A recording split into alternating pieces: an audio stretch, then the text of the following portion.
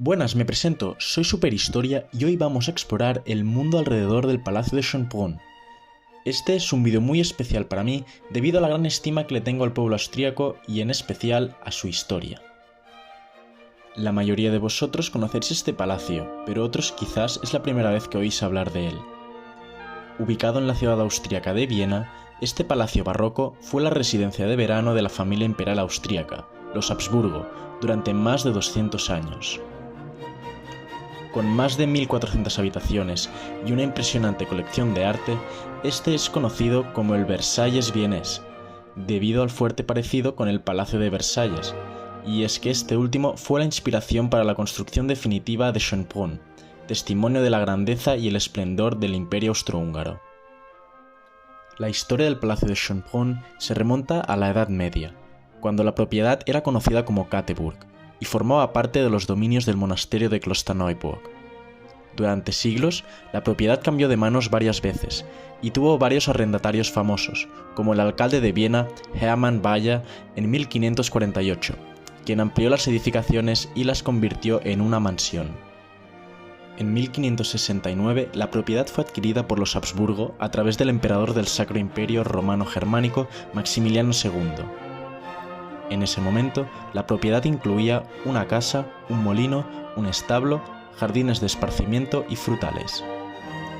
A lo largo de los años, la propiedad fue usada como residencia de caza o para pasar las épocas más calurosas del año. No fue hasta el año 1642 cuando la viuda del emperador Fernando II, Eleonora de Gonzaga, hizo construir un palacete de esparcimiento, y fue entonces cuando se dio el cambio de nombre en la propiedad, que pasó a denominarse oficialmente Schönbrunn. En el año 1683, a causa del sitio de Viena por parte del Imperio Otomano, se destruyeron numerosos edificios de la capital, entre ellos Schönbrunn. Después del triunfo contra los otomanos, Leopoldo I decidió darle un lavado de cara al palacio. Quería imitar la importancia del Palacio de Versalles como imagen y representación del gran poder que tenía Francia en aquel momento. Por lo que, en el 1688, encargó al arquitecto Johann Fischer von Erlach concretar los planos para la construcción de un nuevo edificio para el sucesor al trono, su hijo José. El arquitecto, quien fue educado en Roma, realizó su primer diseño en el año 1688, que fue llamado Proyecto Schönbrunn I. Este proyecto fue un gran éxito y logró, tal como pretendía el arquitecto, demostrar sus altas capacidades. Sin embargo, este no fue el proyecto que se construyó. Con este primer boceto, Fischer von Erlach logró ser nombrado profesor de arquitectura del heredero al trono. En el año 1693, el emperador le ordenó concretar los planos para la construcción del palacete de caza, y 3 años más tarde se comenzó su construcción sobre los cimientos del antiguo palacio destruido durante el asedio de los turcos. 3 años más tarde, tras su matrimonio, el emperador solicitó un segundo diseño a fin de elevar su estatus. La sección central del palacio fue completada y habitable en 1700, pero las obras de ampliación en las salas laterales fueron suspendidas desde el 1701 hasta el 1713, a causa del estallido de la Guerra de Sucesión Española y los problemas financieros relacionados con esta. En 1711, tras la repentina muerte del emperador José I, cesaron las obras completamente. Desde ese día hasta la adquisición de la mansión completa por el emperador Carlos VI en 1728, el palacio no terminado sirvió de residencia para la viuda del difunto emperador José, Guillermina Amalia. Hasta hoy se pueden ver los retratos de los caballos de pura sangre en el así llamado Röselzimmer, que ella hizo colgar en ese cuarto.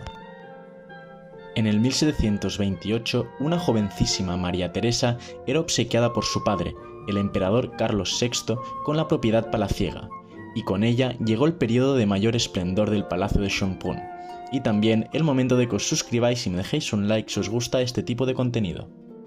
María Teresa fue coronada emperatriz en el 1740, y ya en ese momento, el centro neurálgico de la vida social y política de la ciudad de Viena era el Palacio de Schönbrunn.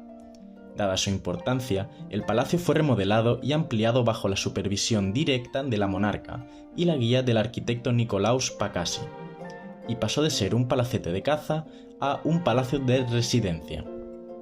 Los primeros trabajos de construcción empezaron en el invierno del 1742 y culminaron en un proyecto grande de reformas que le dieron la apariencia al palacio tal y como lo podemos ver hoy en día. En la primera etapa de reformas, Pacassi dirigió la ampliación de los cuartos de audiencia y de residencia en el ala oriental para la pareja imperial venidera. Los trabajos siguientes incluyeron la demolición de la escalera monumental central de Fischer en el lado del patio de honor, para crear un vestíbulo grande de paso en el primer piso del risalit central y en el piso de lujo de la parte superior de la galería grande y pequeña.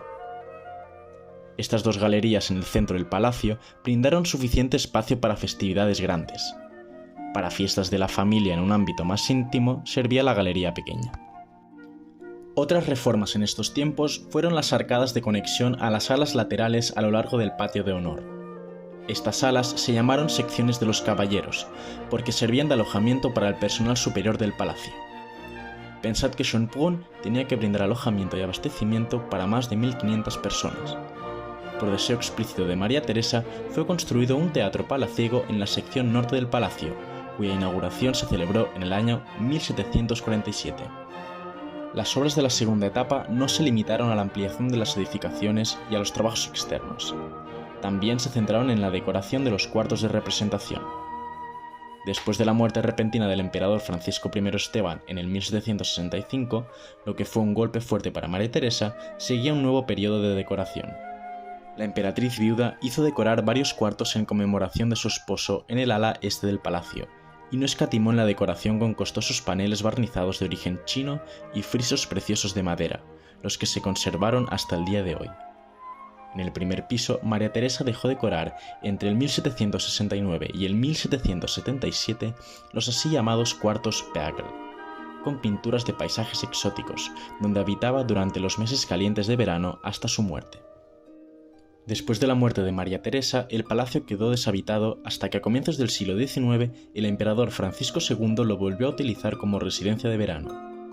En esta época, Schönbrunn fue ocupado 2 veces por Napoleón en los años 1805 y 1809, donde el emperador francés habitó en los cuartos de conmemoración a Francisco I en el ala este. El 14 de octubre de 1809 se firmaba en el palacio el Tratado de Schönbrunn, que marcaba con la derrota cerca de Wagram el fin de la guerra de independencia contra Napoleón. Una época había terminado. Con ocasión del Congreso de Viena, celebrado entre 1814 y 1815, se veía claramente que Schönbrunn necesitaba urgentemente de una renovación. En el transcurso de estas obras, Francisco II hizo reformar las fachadas, que trajo consigo modificaciones cruciales. Se quitó de la fachada de decoración opulenta de rococó de Pacassi, lo cual dejó al palacio en su apariencia actual con su ya típico amarillo de Schönbrunn. Francisco José nació en el 1830 en Schönbrunn. Cuando ascendió al trono en el año 1848, el palacio iba a vivir otra época gloriosa. El emperador joven estableció Schönbrunn como su residencia favorita, donde pasó la mayoría de su vida. Se instaló en las habitaciones del ala occidental ubicadas hacia el patio de honor, donde vivió hasta su muerte el 21 de noviembre de 1916. Mientras que los cuartos de representación quedaron casi iguales, las habitaciones privadas del emperador fueron redecoradas. El mobiliario, con su esencia sencilla, todavía existente, deja entrever el carácter personal de Francisco José. Con ocasión del matrimonio inminente con Elizabeth, duquesa de Baviera, en el 1854 se le preparó a la futura emperatriz un apartamento en el ala occidental del palacio. Varios cuartos, de los cuales el salón de la emperatriz constituyó el centro. En la imagen vemos la zona de aseo personal de la emperatriz. Con motivo de la exposición mundial que tuvo lugar en Viena en 1873, se realizaron, 4 años antes, restauraciones amplias, considerando la decoración preexistente de origen rococó del siglo XVIII, que fue complementado y renovado en estilo neorrococó como expresión del estilo imperial. Las obras se extendieron hasta las 2 galerías y las habitaciones en el ala oriental. En estos cuartos se engalanaron las paredes con tapicerías de la colección imperial y damasco de piña rojo, así como se puede ver hoy en día. Por sus salones han pasado numerosos visitantes y personalidades a lo largo de su historia, desde la realeza y la nobleza hasta líderes políticos y artistas famosos. Estos solo son algunos de ellos. María Antonieta, la reina de Francia visitó el palacio durante su infancia cuando aún era la residencia de verano de la emperatriz María Teresa. Napoleón Bonaparte, el emperador francés, visitó el palacio en 1805 y 1809 durante sus campañas militares en Europa.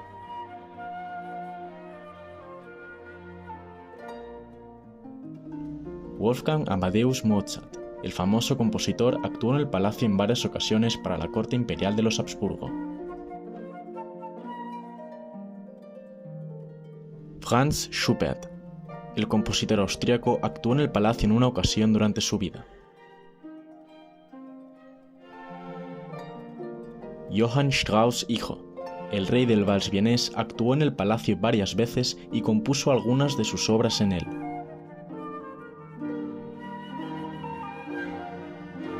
John Fitzgerald Kennedy, el presidente estadounidense, visitó el palacio en 1961 y se reunió con el canciller austríaco en la sala de audiencias del palacio.